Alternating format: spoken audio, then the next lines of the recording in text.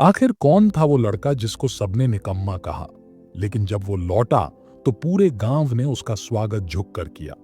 तो आइए इस कहानी को सुनते हैं। एक बार की बात है, राजू, एक नाम जो गांव में मजाक बन गया था। हर कोई उसे निकम्मा कहता था। क्यों?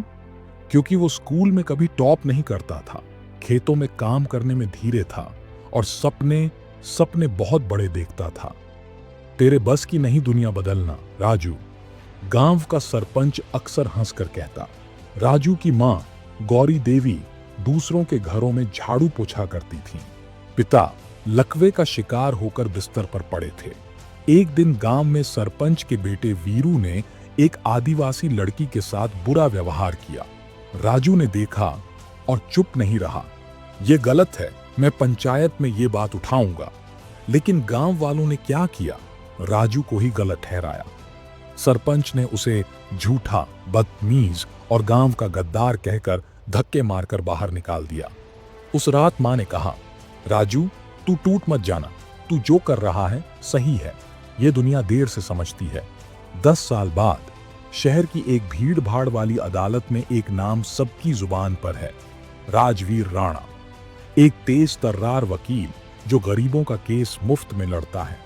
लोग कहते हैं वो किसी को हारने नहीं देता, लेकिन कोई नहीं जानता कि ये वकील वही राजू है, गांव का निकम्मा। फिर लौटा वो दिन, राजू को खबर मिलती है कि उसके गांव में वही सरपंच अब एमएलए बन गया है और आदिवासियों की जमीनें जबरदस्ती हड़प रहा है। वो लौटता है एक सफेद कार में, सूट बूट में, आंखों में आत्मविश्वास और दिल में पुराना दर्द लिए। गांव वाले चौंक जाते हैं। अरे ये तो राजू है ना? राजू नहीं, अब ये राजवीर राणा है। वो गांव के चौक में खड़ा होता है और बोलता है, जिसे तुमने निकम्मा कहा था, आज वही तुम्हारे हक की लड़ाई लड़ने आया है। लड़ाई अब शुरू हुई है। राजू कोर्ट में सरपंच के खिलाफ केस करता है। गवाहों को डराया जाता है, उसकी मां को धमकाया जाता है, लेकिन राजू रुकता नहीं। अब मैं डरने नहीं, लड़ने आया हूं।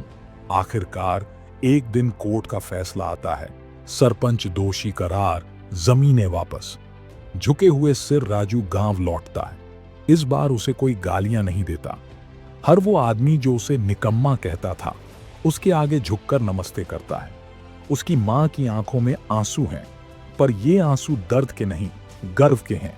राजू मुस्कुराता है और कहता है, तू सही कहती थी मां, दुनिया देर से समझती है।